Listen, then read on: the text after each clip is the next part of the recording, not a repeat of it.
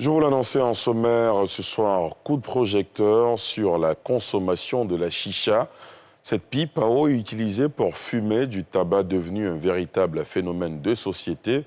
Autrefois consommée en privé, la pratique s'est répandue et est à la portée de tous, singulièrement des jeunes. Ils sont âgés en moins de 16 ans. Ces jeunes filles et garçons consomment la chicha partout où ils en trouvent. Pourquoi cet amour des jeunes pour la chicha? À quoi s'exposent-ils? Un sujet de Brice Niawa et Tanguy Conan. La chicha, pipe à eau permettant de fumer un mélange de tabac et de mélasse aromatisée, est de plus en plus consommée en Côte d'Ivoire, surtout par les jeunes. Terrasses et grains sont les lieux favoris pour ces empoisonnements qui ne sont du reste pas interdits par la loi. Ça va faire pratiquement 4 ans. 4 ans que je fume la chicha. Je ne connaissais pas d'abord la chicha. Voilà, ma première fois de fumer la chicha, j'ai senti un bien. Sincèrement, ça fait digérer. Voilà, ça fait digérer. Quand je consomme l'alcool, c'est sûr que je vais fumer franchement la chicha.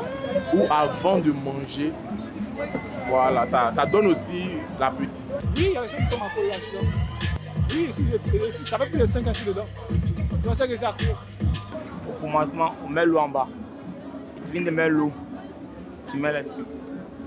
Tu viens de mettre la tube, tu mets le produit. Tu prends la tête de chicha, tu mets le produit dedans. Il y a beaucoup de sortes de produits. Il y a produit love, il y a menthe, il y a Hawaii, il y a pomme aussi. Ouais, quand tu viens de mettre le produit, tu mets papier à l'huile. Tu pèses un peu le tout, pas trop quoi. Tu pèses un peu le tout, tu aimes le charbon, tu mets dessus. Quand tu mets le charbon, tu attends un peu, moins 1 minute, ça vient réchauffer le produit. Si le produit est chauffé maintenant, tu tires. Quand tu tires, tu peux mettre l'eau en bas. Si tu veux que tu peux te saouler, tu peux mettre alcool, tu peux mettre du lait, tu peux mettre beaucoup de trucs quoi. Voilà. Mais l'eau là, c'est à la base, tout le monde met l'eau. Voilà, pour ne pas que ça te fatigue la tête après.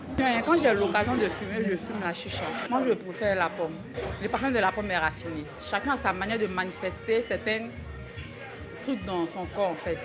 Sinon, pour moi, la chicha, ce n'est pas un problème. La chicha, encore appelée narguilé ou hookah, est prisée par les jeunes pour la richesse de ses senteurs, selon cette responsable d'une terrasse de chicha.